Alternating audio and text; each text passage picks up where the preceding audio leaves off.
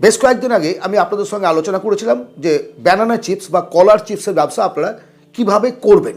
এই আইডিয়া পেয়ে অনেকেই আপনারা এই বিজনেসটা করতে চান এবং আমাকে কমেন্ট করেছেন যে স্যার এর ব্যাপারে, মার্কেটিংয়ের ব্যাপারে একটু ডিটেলস জানান যে কিভাবে আমরা বিক্রি করব। আজকের এই ভিডিওতে টোটাল মার্কেটিং সিস্টেম, আপনি কীভাবে বিক্রি করবেন, কোথায় বিক্রি করবেন, লাভ কত, হোলসেল করবেন নাকি খুচরো বিক্রি করবেন, ডিটেলসে আলোচনা করার চেষ্টা করব। সঙ্গে থাকুন, পুরো ভিডিওটাকে দেখুন, দেখে তারপরে সিদ্ধান্ত নেবেন যে কিভাবে আপনি এই বিজনেসে এগিয়ে যাবেন।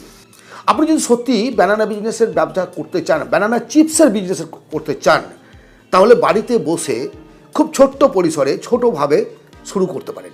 কীভাবে করবেন, প্রথমে প্রসেসিংটা বলে দেই।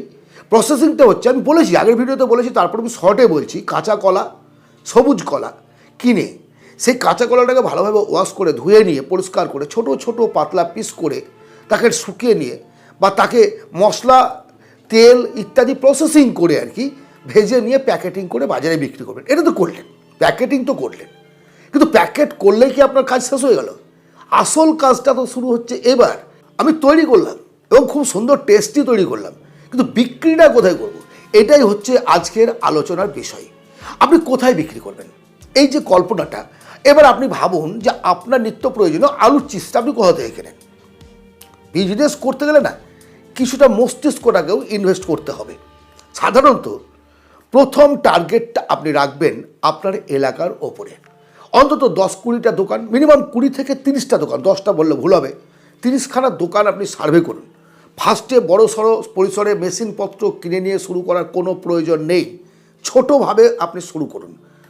শুরু করলেন ম্যানুয়ালি, হাতে হাতে সব কাজগুলো করে প্যাকিং করে আপনার এলাকার যে সমস্ত দোকানগুলো আছে, সব দোকান নয়, যেমন মুদিখানার দোকান, স্কুলের পাশের কোনো দোকান, কলেজের পাশের দোকান, বাস স্ট্যান্ডের দোকান, খাবারের দোকান, চায়ের দোকান, এদেরকে কিছু স্যাম্পল প্যাকেট দিন বা অল্প পরিসরে কয়েকটা করে প্যাকেট দিন যে তোমরা এটা বিক্রি করো, যদি ডিমান্ড থাকে, টেস্টি থাকে, তাহলে তুমি এই প্রোডাক্টটা আমার থেকে পাবা।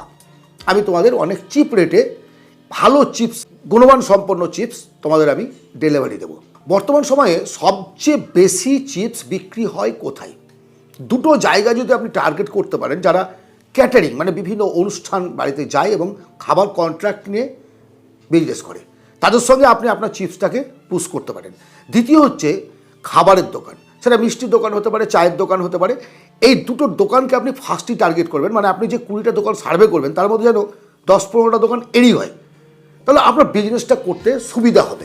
এখন সবচেয়ে বড় প্রশ্ন, হোলসেলে বিক্রি করবেন নাকি খুচরো বিক্রি করবেন? এই বিষয়টি আপনাকে একটুখানি ভাবতে হবে। প্রথমে দুটোকেই আপনি ট্রায়ালের মধ্যে রাখুন, দুটোই, হোলসেল কিছু বিক্রি করলেন এবং খুচরো কিছু বিক্রি করলেন, এবং দেখলেন যে অ্যাকচুয়ালি কী হয়। হোলসেল যদি আপনি মার্কেট ধরতে পারেন তাহলে আপনি প্রোডাক্টটা প্রচুর পরিমাণে সেল করতে পারবেন, একসঙ্গে বাল্ক পরিমাণে অনেকটা পরিমাণে আপনি সেল করতে পারবেন, কিন্তু খুচরোতে আপনি বেশি প্রফিট করতে পারবেন। দুটোর মধ্যে কিন্তু তফাৎ আছে। আপনাকে ক্যালকুলেশন করতে হবে যে বেশি বিক্রি, কম লাভ করে বেশি বিক্রি করে আমি প্রফিট করব, নাকি কম বিক্রি করে বেশি লাভ করব। এই দুটো ডিপেন্ড করবে আপনার মান্থলি প্রফিটের ওপর, কখনো দৈনিক বা প্যাকেটে ক টাকা লাভ করছেন তার উপরে নয়। প্যাকেটে ক টাকা লাভ হতে পারে, তাই তো আমরা ভাবছি না যে প্যাকেটে কত টাকা লাভ হতে পারে। আপনার মশলা, তেল, তারপরে পরিশ্রম, যানবাহনের খরচ, তারপর আপনার লেবার চার্জ, বিভিন্ন রকমের আগুন টাগুন, বিদ্যুৎ টিদ্যুৎ সব মিলিয়ে আপনি ধরুন আপনার একটা প্যাকেট তৈরি করতে খরচ হলো 10 টাকা। আপনি এই প্রোডাক্টটা মার্কেটিং প্রাইস রাখলেন 20 টাকা, আপনার লাভ কত হল? 10 টাকা। না, এইখানেই আমরা কিন্তু ভুল করি। অ্যাকচুয়ালি কী হয়, আপনার কাঁচামাল প্লাস প্রোডাক্টিভ খরচ ইকুয়াল টু হলো টোটাল খরচ। এবার সেলিং প্রাইস থেকে এই জায়গাটা বাদ দিলে আপনি আপনার প্রফিটটা পাবেন, কারণ কিছু ব্রেকেজ আছে, কিছু নষ্ট হওয়া আছে, কিছু রিটার্ন আসবে, মাল বিক্রি হয়নি, সমস্তগুলো কিন্তু ওই 10 টাকা আর এই 20 টাকার মাঝখানেই থাকবে। ফলে সবটাই কিন্তু আপনার প্রফিট নয়, এটা ভেবে নিতে হবে। আবারও বলছি, বিজনেস রুলসে এই সমস্ত চিপসের ব্যবসার ক্ষেত্রে প্যাকেটে ক টাকা লাভ করলেন সেটা না ভেবে মাসে কত টাকা প্রফিট হচ্ছে এই বিষয়টি ভাববেন। এটা একটা স্মল বিজনেস আইডিয়া। যদি এই বিজনেসটা আপনি বড় করতে চান তাহলে কি করতে হবে? আপনাকে একটা ব্র্যান্ড বানাতে হবে। না তো ওই সাধারণ প্যাকেট করে কতদিন আপনি চালাবেন? বাইরে মালটা প্রোডাকশনটা পাঠাতে হবে। পাঠাতে গেলে আপনাকে ব্র্যান্ড তৈরি করতে হবে। ব্র্যান্ড যদি বানাতে হয় তাহলে কী করতে হবে? আপনার একটা নিজস্ব লোগো থাকবে, আপনার নিজস্ব প্যাকেটের গায়ে আপনার লোগো, আপনার কোম্পানির নাম, আপনার চিপসের কোয়ালিটি, কোয়ান্টিটি, মানে পরিমাণ কত, এমআরপি কত, দাম কত রেখেছেন, তার সঙ্গে সঙ্গে তার এক্সপায়ার ডেট কত, তার সঙ্গে থাকবে আপনার কন্ট্যাক্ট নাম্বার। এর জন্য এফএসএসআই একটা লাইসেন্স আপনাকে নিতে হবে, কারণ এটা খাবারের ব্যবসা। সেই কারণেই বলছি প্রথমে ছোটোভাবে শুরু করুন, ধীরে ধীরে ধীরে ধীরে বিজনেসগুলোকে এগিয়ে নিয়ে যাবেন, বিজনেসটা বাড়বে। তখন আপনি মেশিন নেবেন। অনেকে জানতে চেয়েছেন কী মেশিন লাগে? আরে ভাই, কিছু মেশিন লাগে না, এখানে কিচ্ছু মেশিন লাগে না। আপনি তো কাটলেন, কাটিং মেশিন একটা প্রয়োজন, অটোমেটিক কাটলাম, অনেক পরিমাণে বড় পরিমাণে বিজনেসটা করছেন, তখন আপনার হাতে পারছেন না, তখন আপনি অটোমেটিক কাটিং মেশিন একটা কিনে নিলেন। আর ড্রায়ার নিলেন। ড্রায়ারটা কী করবেন? তেলটাকে অ্যাবজর্ব করার জন্য টিস্যু পেপার টাইপের এতে ছড়িয়ে দিয়ে আপনি রাস্তায় ফেলে দিয়ে তো শুকাতে পারবেন না, ভেজেছেন তাকে, এবার তেলটাকে অ্যাবজর্ব করার জন্য একটা মেশিন নিলেন, তেল অ্যাবজর্ব হয়ে গেল। এবার আপনি মশলা মাখিয়ে, মিক্সিং মেশিন একটা, মশলা মাখিয়ে সেটাকে প্যাকেটজাত করে বাজারের মধ্যে আপনি ছেড়ে দিলেন। ভাই ছেড়ে দিলাম, রাস্তা করতে করতে চলে গেল না। এর আগে সেই পদ্ধতিগুলো বলেছি, খুচরো মার্কেট ট্রাই করুন, হোলসেল মার্কেট ট্রাই করুন, কাস্টমারদের সঙ্গে কথা বলুন।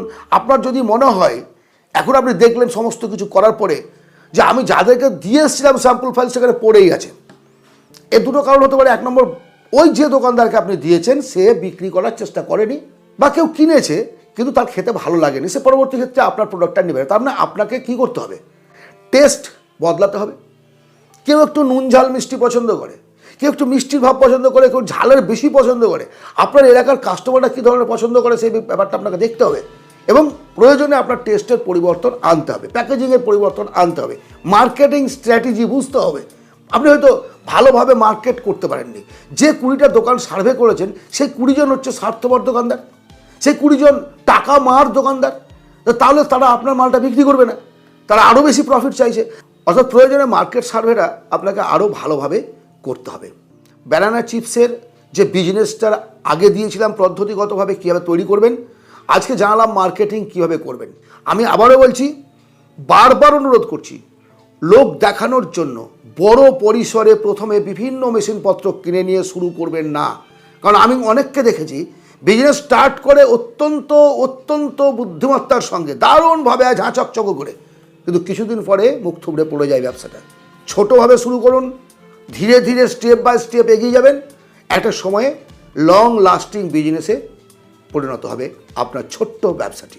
যদি সত্যিকারের আলোচনাটি ভালো লেগে থাকে অবশ্যই একটা লাইক করবেন, সাবস্ক্রাইব করবেন, শেয়ার করুন। যারা এই বিজনেসটা করতে চায় তাদের কিছুটা হেল্প হবে। ভালো থাকবেন, অবশ্যই দেখা হবে অন্য ভিডিওতে। ধন্যবাদ।